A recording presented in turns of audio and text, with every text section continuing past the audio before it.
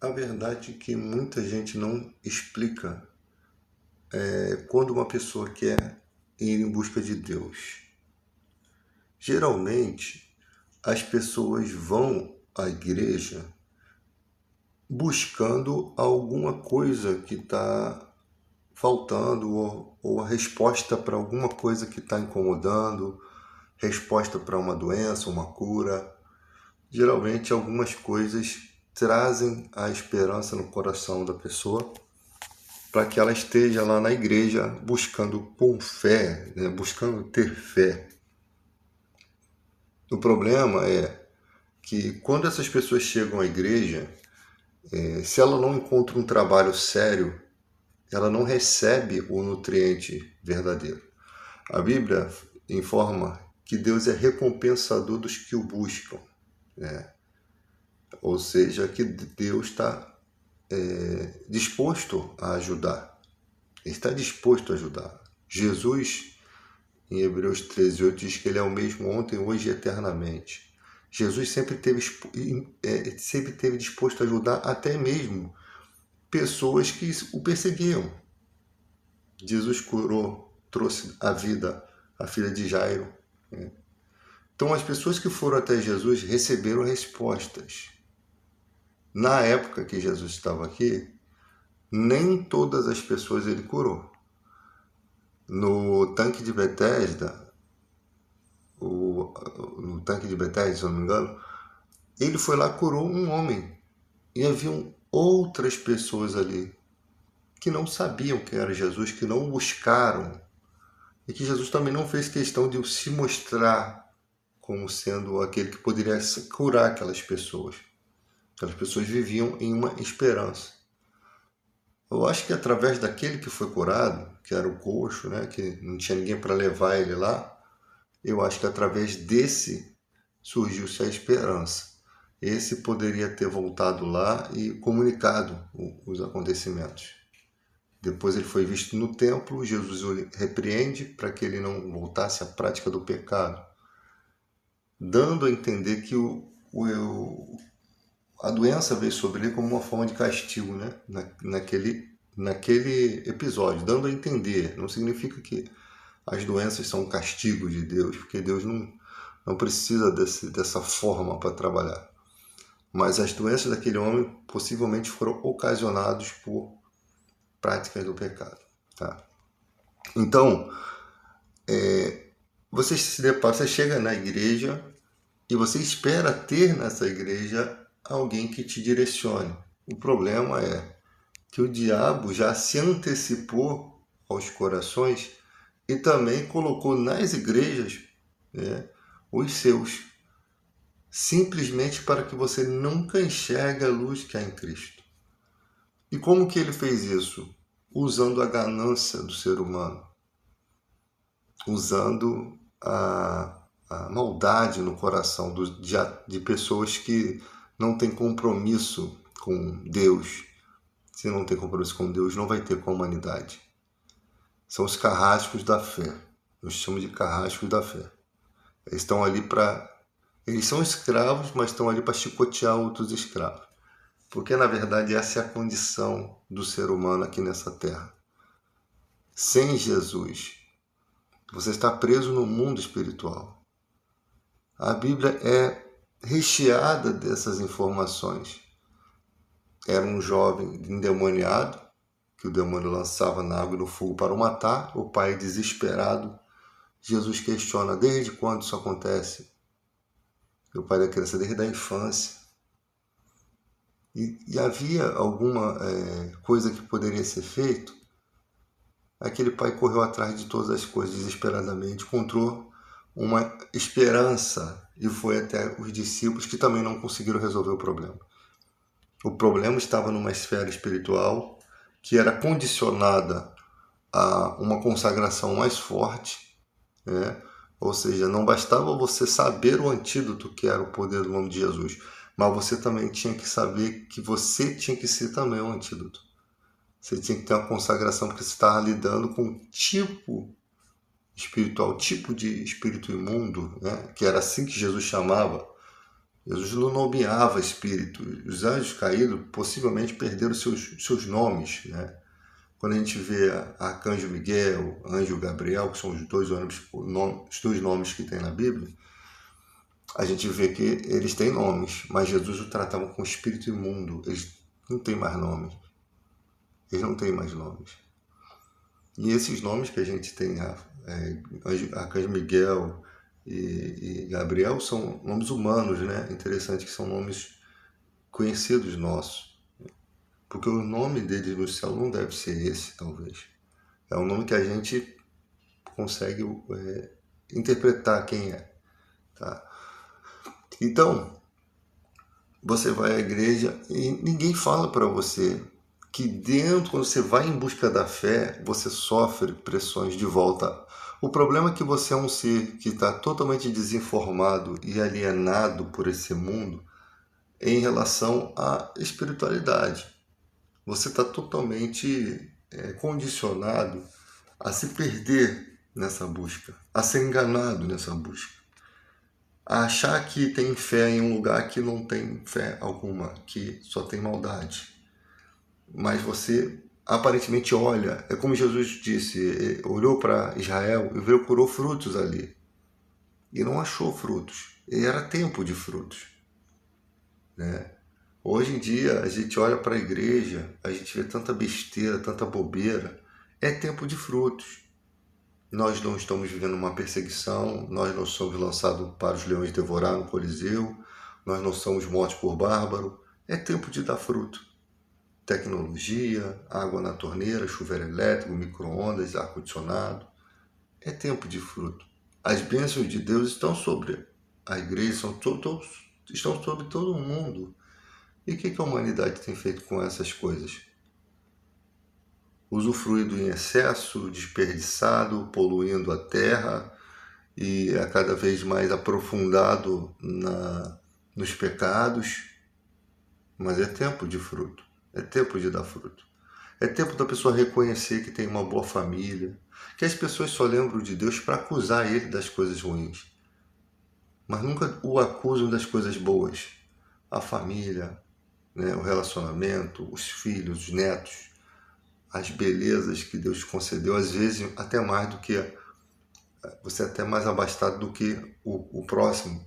Você vê a dificuldade do próximo, você pensa, caramba, eu não conseguiria sobreviver daquela forma. E tem gente que não consegue se sentir grato nem feliz com essas coisas. Ele não consegue, cara. Ele é frio. Ele acha que ele é um Ramsés da vida, um Deus, uma espécie de ser que tem que ser abençoado, até que um dia a casa cai. Muitos judeus na época de Jesus cometiam esse erro. Quando Jesus fala propositalmente, diretamente, que dificilmente um rico entrará no reino dos céus, é mais fácil um camelo passar por um fundo de uma agulha do que um rico entrar no reino dos céus. Eu não vou me ater aqui a detalhes sobre essa passagem, mas o que Jesus estava fazendo era quebrando paradigmas, quebrando protocolos criados na mente humana, de que a riqueza era prova cabal das bênçãos de Deus sobre a vida de alguém. E se você pensa dessa forma, o que você vai pensar da pobreza? Que é o inverso. Que é o inverso disso. Jesus foi quebrando isso, mostrando que as riquezas, pelo contrário, elas prendem o homem e se ele não tiver controle, se ele não tiver controle sobre o dinheiro, que a maioria não tem, porque os desejos carnais são iguais em todo mundo, o dinheiro consegue subverter a mentalidade e o cara é lançado na desgraça. E um abismo chama outro abismo. O cara cai numa coisa, daqui a pouco está nas drogas, daqui a pouco está perdido. É por isso que quando a pessoa ela está lutando contra as drogas, mas ela tem que lutar contra todo o processo espiritual ela está no abismo espiritual. Ela está... Jesus, quando ele fala que existe um valente que guarda armado seus despojos, você vê que todo aquele contexto está envolvendo Satanás diretamente com a opressão sobre os seres humanos. Se leu Colossenses 13, ele nos tirou do império das trevas, Deus nos tirou do império das trevas e nos transportou para o reino do Filho. Jesus, o nome Jesus, ele foi engrandecido, né? O nome Jesus, É um nome que está acima de todo nome. É um nome que está sendo engrandecido. Jesus já é grande no reino dos céus. Mas ele herda um nome e esse nome é engrandecido para que a gente tivesse aqui na terra um poder a mais. Por isso que a nova aliança é baseada em melhores promessas. E a aliança no sangue dele. Então ele oferece um sacrifício perfeito, o nome dele é exaltado, ele cumpre a missão, deixa aqui o nome e depois envia o Consolador, o Espírito Santo, ou seja, é um conjunto entre o poder do nome, que você tem que saber usar, você tem que confiar nesse nome, né? E você também deixa aqui o Espírito Santo como Consolador. Você vê que os discípulos saíram pelo mundo, 72, em nome de Jesus, expulsavam o demônio, curavam as pessoas, ou seja, é essa igreja viva que Jesus gostaria que existisse. Só que é tanta palhaçada que acontece aqui, né, que ofusca as coisas que acontecem esporadicamente em pequenas igrejas que não se submete a esse sistema do mundo e fazem essas coisas na surdina, né? Fazem os milagres acontecer no nome de Jesus, ou seja, o Espírito Santo consegue trabalhar nos poucos. Geralmente nas grandes igrejas ele não tem muito espaço. Por quê? Porque os objetivos daquela igreja, dentro do coração daqueles homens que lideram, não é levar a pura palavra, não é levar o evangelho da paz, é levar a contenda, é levar a dissensão, não é levar o amor. E pior, eles não conseguem reconhecer o amor quando outros praticam, mesmo que seja do mundo, de outra religião, eles são incapazes de dar um braço a torcer de que aquela pessoa, mesmo que seja de outro caminho, está praticando certo. Eles não conseguem reconhecer. Porque eles criam argumentos teológicos no seu coração que afastam um dos outros. Quem ama não erra o alvo. Amar, não existe leis contra o amor. Você tem que amar seus inimigos, você tem que orar pelos que vos perseguem. Não existe leis. As leis humanas não são dessa forma, as leis divinas são diferentes. Quantas palavras Jesus deixou de fé? Olha, vocês não fiquem preocupados pelo que vocês vão comer ou beber. São o mundo gentílico que vive agitado dessa forma. Deus sabe que vocês necessitam dessas coisas. Olha para as aves do céu, não plantam, não colhem, Deus alimenta. Vale mais quem? Vocês do que as aves? Vocês valem mais do que as aves? Ou as aves valeriam mais do que vocês? Assim, da mesma forma, as plantas, né? As flores que nascem belas, para que no outro dia o sol queime. Só por um dia elas sobrevivem. Vocês valem mais do que aquelas flores que Deus veste. Se Deus veste assim os campos, será que ele vai deixar de pensar em seres pensantes, seres que têm como pensantes a imagem e semelhança de Deus, como seres que sabe, que entende a sua existência? Se Deus cuida de seres que não entendem a sua própria existência, por que ele abandonaria aqueles que têm sentimentos, aqueles que ele precisa que tenha uma vida boa, um pensamento correto, um caminho certo? Porque quando você vai para a igreja, Deus não joga bagagem em cima de você, ele não joga lei em cima de você. Ele recompensa todos que o buscam. Se você for lá na igreja receber uma bênção e nunca mais voltar, Deus, ele não deixou de ser fiel a você. Ele sabe muito bem por que você não voltou. Porque não foi gerado em você esse desejo que os cristãos têm de buscar Ele. E esse desejo não vem de nós, ele vem do próprio Deus. Quando Ele quebrou o coração de pedra, quando Ele nos deu o Espírito Santo que intercede pelas nossas fraquezas, que nos faz lembrar e se arrepender dos nossos pecados. Então Ele sabe que você não recebeu as ferramentas para caminhar com Ele, né? Quando foram os 10 leprosos para serem curados, um que vivia em outra pátria, um estrangeiro, ele teve todo aquele compromisso de voltar para agradecer, para poder saber como que aconteceu aquilo, porquê daquilo, quem era aquele homem, né? Jesus questionou, não eram 10? Por que só voltaram um? Esse questionamento de Jesus é só para demonstrar que no fundo ele sabia como é a ingratidão humana. Ser grato a Deus não é você, porque você recebeu uma cura, você vai lá e dá uma oferta grande na igreja. Não é isso. Deus não precisa do teu dinheiro. Pelo contrário, tudo que você tem, Ele te deu. Ele te deu respiração, Ele te deu saúde, Ele te deu condições psicológicas, uma família abençoada para você chegar onde você chegou. Só que você não sabe que é Ele que está fazendo isso na sua vida. Você não entende, porque ao mesmo tempo acontecem coisas ruins também. E você fica, caramba, por que Deus deixou isso? Se Deus deixa todas as coisas boas, então Deus deixa as coisas ruins. É que nesse mundo não habita a justiça plena de Deus. Cristãos da época de Paulo simplesmente se convertiam e eram mortos com sua família. Eram lançados nos coliseus. E hoje em dia não acontece isso. Já era motivo suficiente para sermos muito gratos no dia de hoje.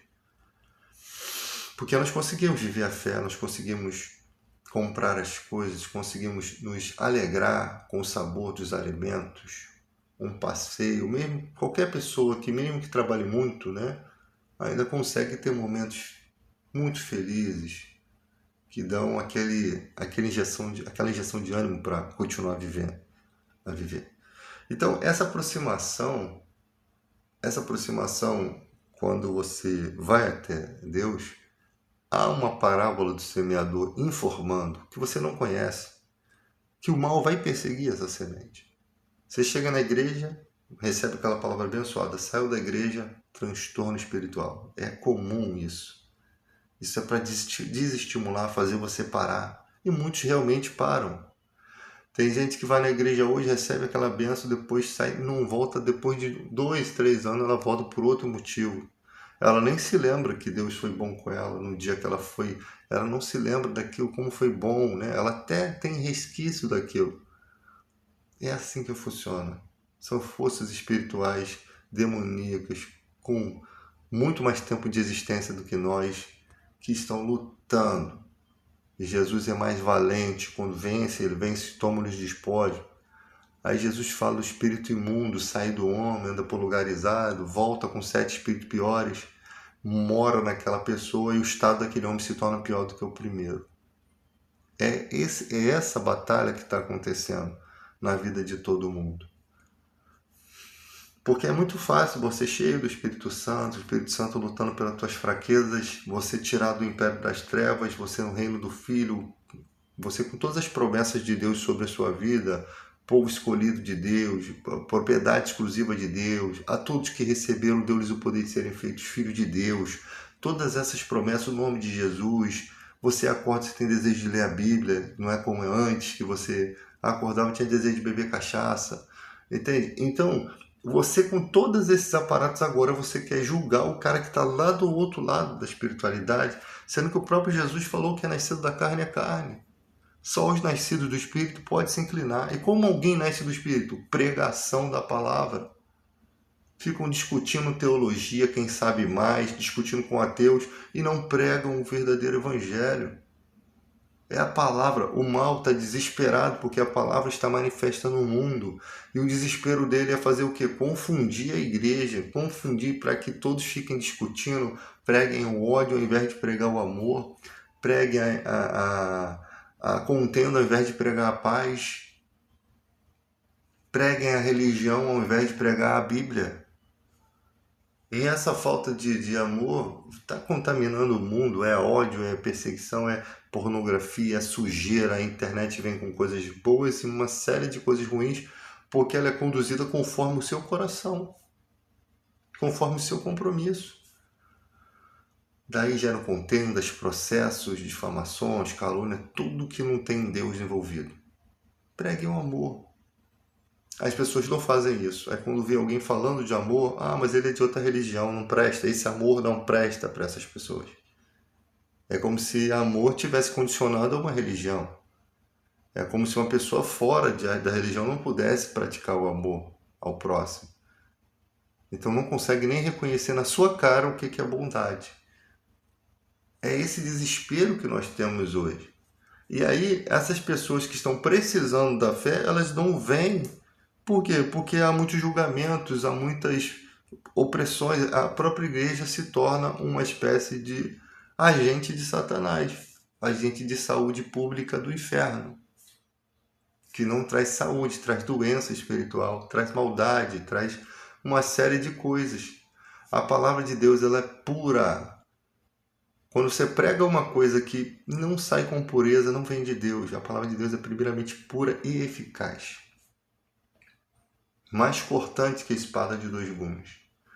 Então, quando uma pessoa vai à igreja, não existe essa parada de Deus revelou o teu nome, isso, aquilo. Isso são pessoas que fazem consultas sobre seu nome. Às vezes você vai lá, botou o teu nome no livro de oração e o cara foi lá na internet, pesquisou teu nome completo, viu tua cara, aí depois faz toda uma palhaçada em volta daquilo. Porque o charlatanismo no Brasil não há punição, não tem como punir esses caras. Os políticos se beneficiam desse charlatanismo. As pessoas vendem igrejas, cara. Eu tenho tantos membros que se eu disser vote nesse, eles votam. Isso é realidade. Há lavagem de dinheiro em algumas, há uma série de sujeira. O que se pode esperar nesses lugares? A sorte que a igreja não são os líderes, são o corpo, são as pessoas. São os membros. E essas pessoas, sim, elas podem até estar na igreja errada, mas elas estão praticando o certo. Então não condene a igreja, condene os responsáveis. Então essa incoerência, né, essa inconstância. O cara vai na igreja, cara, se você for numa igreja, ainda que não, vai ter gente de Deus lá. Você foi, Deus já olhou no seu coração que você quis buscar, ele já te recebeu. Dentro da mentalidade de Deus, você já pode pedir o que você precisa. Porque a mulher do fluxo, ela botou no coração dela, se eu tocar, mas não havia regras para isso, não existia aquele ponto de contato. Ela criou daquela forma uma esperança e Deus foi lá na infantilidade dela e agiu, porque sabia que se não fosse assim, não dava. E aí quando ela toca, ela é curada, ela sai de fininho, Jesus, opa, volta aqui, quem me tocou? A tua fé te salvou. Ele não precisa de muito para esclarecer como que as coisas funcionam no mundo espiritual. Aquela mensagem é a vontade de Deus para o ser humano. Que a pessoa entenda que é a fé, que é você acreditar que você obterá a resposta. Nem sempre a resposta é como você busca. Não se sabe por quê. Porque a gente vai na Deus no desespero da vida. E a gente está acostumado a pegar coisas rápidas. A gente quer que Deus ache rapidamente. Às vezes as coisas ocorrem rapidamente. E às vezes não. Não porque Deus tenha... porque o anjo se atrasa, não, como aconteceu lá em Daniel, que é uma coisa totalmente diferente. Não é por isso. Não é por isso. Deus precisa trabalhar no seu coração. Você vai buscar pela vida de alguém que vai morrer. Um exemplo. Que vai morrer. Não vai haver nada que possa mudar isso. Né? Mas você tem uma esperança no Deus do impossível. Você buscou o lugar certo, a pessoa certa, que pode mudar aquilo. E você busca e você não tem a sua esperança nutrida. A pessoa morre. Nossa, você fica desesperado. Poxa, mas eu busquei, mas você dá aquela sensação que Deus não ouviu sua oração, de que a culpa é sua, de que você poderia ter feito alguma coisa a mais, até você entender que o mundo não funciona da forma que você quer. Deus poderia trazer aquela vida de volta, e só Deus sabe por quais motivos ele não traz, tá? Só Deus sabe todos os caminhos que uma vida pode seguir que você não conhece. Então, Deus levou. E você vai entender como Jó entendia. O Jó perdeu 10, né, de uma vez. Que do outro lado, Deus cuida de tudo. Só que você não vai entender isso porque te dizem não. Você vai entender isso porque você vai ter isso como fé no teu coração. Isso vai fazer parte da certeza. Fé é certeza das coisas que se esperam e convicção dos fatos que não se veem. Tem gente que tenta condicionar isso para qualquer coisa, mas não é qualquer coisa. Você não pode confundir ou condicionar essa palavra para qualquer coisa. Senão você fica louco. Essas certezas das coisas que se esperam é o mundo espiritual, onde Deus reina, onde Deus cuida de tudo, onde a vida não se finaliza só aqui. Certeza das coisas que se esperam. A maior esperança do homem é a vida eterna. Por isso Jesus é o Pai da eternidade. Porque Ele foi que criou a eternidade. Ele gerou a eternidade para nós. Né? E convicção dos fatos que não se veem. Estou convicto de que do outro lado a pessoa está melhor. A pessoa viveu uma vida de boas práticas, né? Mas ela viveu uma vida de má conduta e eu vou ficar desesperado por isso. Deus sabe todas as coisas. Por que que a pessoa seguiu aquele caminho? Aí quando Deus olha assim, tudo aberto, assim, a história, vê lá as influências ruins que aquela pessoa teve, a falta de oportunidade de sair da vida errada, tentou sair, mas não conseguiu, sabe? Pessoas o prenderam naquele sistema ruim. Havia coisas ruins no coração daquela pessoa, causada pelos pais, por amigos, por traumas, que fez aquela pessoa de se desesperar e não ter mais amor à vida. A imaturidade na mente, que faz você se envolver com pessoas que às vezes aquela pessoa tem toda a consciência do que está fazendo. E tem pessoas que não, que está ali por dinheiro e esse desejo cega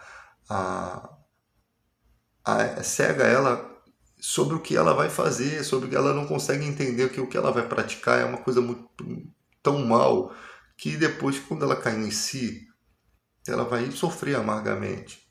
Ou não, ou ela vai se endurecer pro resto da vida e vai se tornar mal com outras pessoas. Porque tem gente que tem pessoas que já abriram mão da esperança de que Deus possa perdoá-lo. Ele abriu mão dessa esperança. Ele cometeu tantas maldades que ele mesmo não se acha digno de perdão. Porque se você olhar para o mundo não vai perdoar, dependendo da coisa que se praticou. Mas Deus não é dessa forma. Né? A história lá do ladrão na cruz mostra que Jesus não é dessa forma. E aí é um assunto para alguém agir de forma pessoal e procurar entender. Busque. Não há esperança. Você acha que Deus quer que você continue sendo um criminoso? Você acha que para Deus não seria melhor você se tornar uma pessoa melhor? Você acha que Ele consegue trabalhar na sua vida de que forma? De uma forma ruim ou de uma forma melhor? De uma forma ruim, Ele vai ser obrigado a eliminar você da terra. A justiça dele é contra você. O mal coloca o ser humano contra a justiça de Deus. Essa é a forma dele te matar. Ele não pode diretamente acabar com você. A forma dele acabar com você é colocando você contra a justiça de Deus. E Deus vai ter que fazer justiça. Porque se ele não fizer, você vai estragar a saúde mental. Você vai causar traumas em muitas famílias. Então ele vai ter que sacrificar um em detrimento dos outros. Não que Deus quisesse isso. Entende? Mas que causar sofrimento a outros, Deus vai ter que se providenciar um ato de justiça. É como se você tivesse 20 filhos e um desses filhos ele se voltasse contra a sua família. Ele é seu filho, você ama ele e você não quer tirar a vida dele. E aí esse filho se une com um grupo de gente má e vai para cima da sua família. Você já começa a já não ver ele como filho, mas como inimigo de todos os outros que você ama. E é por isso que você tem lutas aí no mundo entre parentes, irmãos, pessoas que lá atrás se amaram, tiveram um convívio muito bonito. E você vê essas pessoas traindo as outras, as pessoas se odiando, pessoas que nasceram pela lógica humana deveriam se amar, se respeitar. Irmãos, parentes, deveriam se respeitar, se amar. pela lógica humana. Compartilharam da mesma mãe, do mesmo pai, do mesmo seio, mamaram na mesma teta, tiveram a mesma observação de vida dos seus familiares, mas o mundo transtornou. Elas se deixaram levar pela ganância, sabe? E depois querem acusar Deus de ser o autor dessas coisas, cara. É isso que não dá para entender. O que Deus está dizendo através da vida de Caim, o desejo das pessoas são contra elas. Cabe você dominar, Caim. Cabe a você dominar. Não sou eu que posso interferir. A forma de eu interferir, Deus foi lá, interferiu e viu que Caim preferiu não ouvir a voz de Deus. Ou seja, nem Deus falando, Caim dava atenção. Então, que sofra as consequências. Abel morreu no mundo espiritual, Deus tem um controle disso. Mas e o que ficou? Que é mal, que ficou com a marca, que vai ser a vida toda. Que se Deus elimina Caim ali, era juízo eterno. E não era isso que Deus queria. Porque ele cometeu um erro, ele tem o juízo eterno. Não era o plano de Deus esse. Então Deus botou uma marca, Deus não deixou de castigá-lo. Até talvez, até ele se arrepender. Deus deu chance. É assim que Deus trabalha. Cálice de ira. Tem gente que está fazendo tudo errado achando que Deus não está vendo. É que não chegou. Porque o dia que ele fizer a justiça, ele ceifar a sua vida, no dia do julgamento você não vai ter desculpa nenhuma, porque a chance lhe foi dada. Ele dá a chance. E ele vai contra todos os protocolos para isso. Porque as pessoas aqui sofrendo, elas verem você sorrindo, ver você se alegrando, e elas acham que Deus é injusto. A imagem de Deus fica defasada.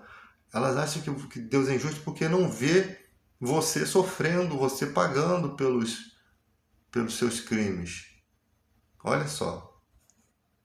Deus ainda sai como injusto por não fazer a justiça imediata na sua vida. Então é isso. Você vai até a igreja, você tem as pressões espirituais, o mal persegue a palavra semeada e você fica sem entender. Porque você não tem nenhuma ferramenta espiritual, o mal sabe que você não tem essas ferramentas e ele fala, e você está dentro do território, da zona de conforto do inimigo. Você não foi tirado, você não foi selado por Deus. Você tem que ultrapassar essa barreira. E os que ultrapassam essa barreira depois voltam para a lama, para a sujeira. O cara passou por tudo isso, ele não se lembra de onde Deus tirou ele.